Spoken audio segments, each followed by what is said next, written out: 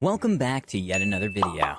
Today, we share the life of Oprah Winfrey, who really doesn't need an introduction. She's one of the highest paid celebrities and the richest self-made billionaire.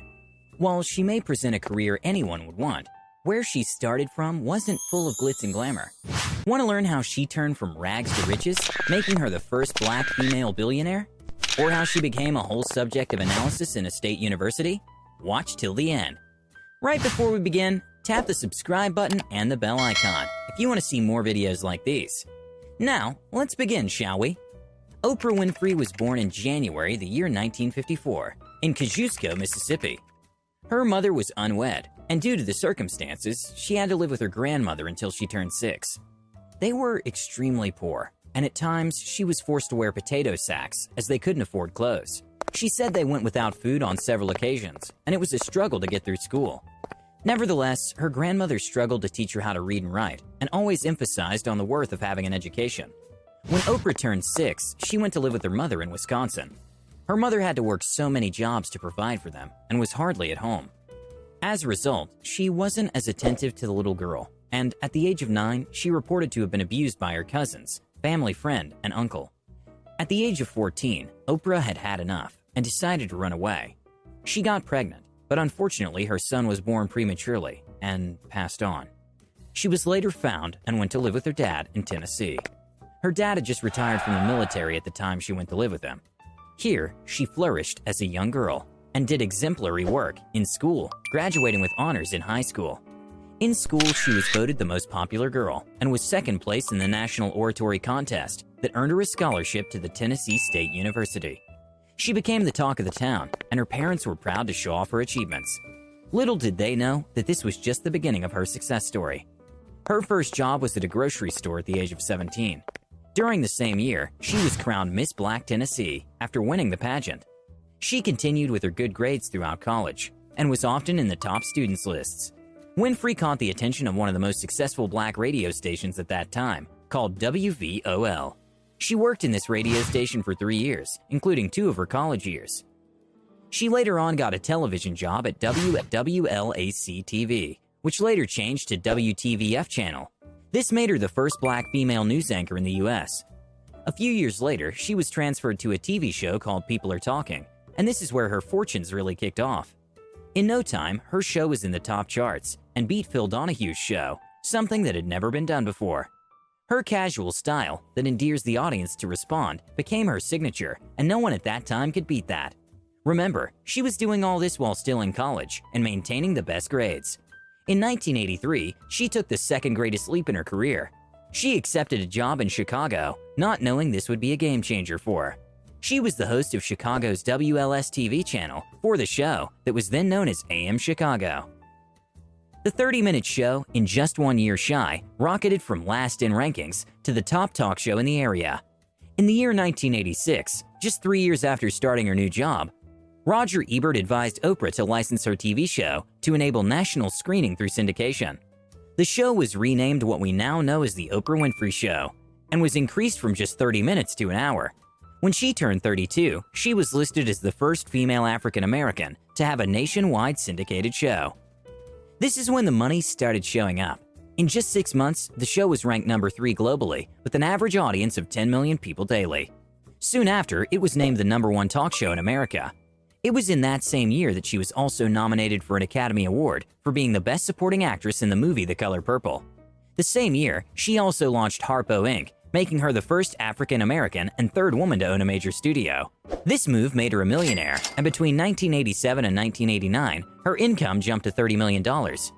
At this point, she has her own studio, runs the number 1 show in America, and has an acting career in check. What a woman! You would think that with all this progress, she would slow down and enjoy what she had created. But she wasn't going to stop there, even with all the titles and breakthroughs she had created for the African American community. Her ratings continued to soar, with topics such as Get 'em in the Gut. Her robust humor and curiosity, natural empathy, and genuine care for audience made it impossible not to like her. Soon after, her audience became more engaging, and she moved from the basic topics to more spiritual and social issues that affected Americans. These included child molestation, racism, gender, and sexual intolerance. Throughout the 90s, she received multiple Emmys for Outstanding Talk Show Host. With her own studio, her empire expanded to include radio, television, internet, print media, and musicals. In 1995, her net worth was valued at $340 million. This made her the richest woman in the entertainment industry. She still wasn't going to stop there. In the year 1998, she was the co-founder of Oxygen Media, a company geared to women. She co-authored several books, laid the foundation for O, the Oprah Winfrey magazine, and launched a book club. If you think this was impressive, wait until you hear what she did in the 21st century. In the year 2000, she published her magazine, which was entirely successful, raking in about $3 million annually in sales. In the year 2006, she signed a $55 million contract with XM Radio to launch a channel called Oprah and Friends.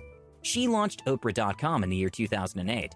The site averages more than 17 million views a month, and more than 6 million unique users monthly, and more than 20,000 emails a day. In 2011, she retired from the Oprah Winfrey Show after 25 seasons of success. By this time, she was already a billionaire and created the OWN, Oprah Winfrey Network, of which she runs as the CEO. At this time, her net worth was about $2.5 billion. Her OWN network is just as successful. It currently reaches almost 80 million homes, which is about 70% of television viewing households in the US. In the year 2015, she bought a 10% stake in Weight Watchers International, which was worth $50 million, and became the spokesperson for the popular weight loss program. After the first day of buying the stock, she gained $70 million after the share price skyrocketed. In 2014, she was listed by Forbes as one of the highest paid celebrities in the world. She made it to Forbes 400, named the richest self-made female billionaire in America, the highest-rated TV talk show host, and the first black female billionaire.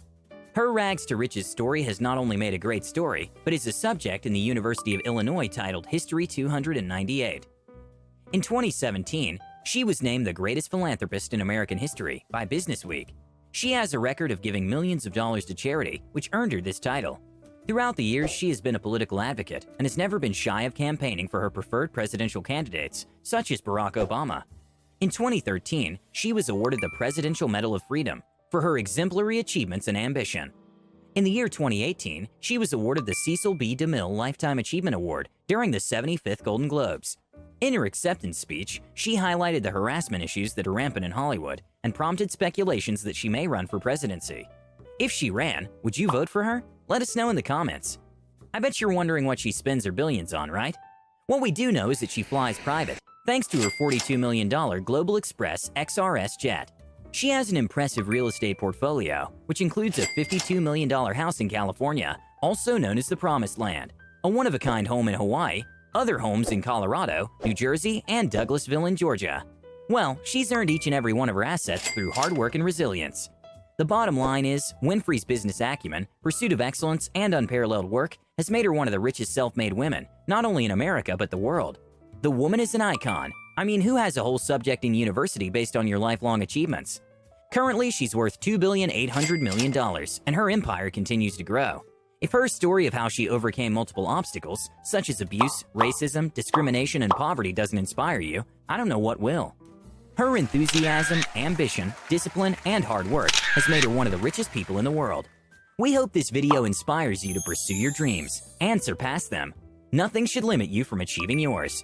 If you're still here, then you must have enjoyed the video. Please give it a thumbs up, and don't forget to subscribe if you haven't already. Tap the bell icon to get constant updates whenever we post new content.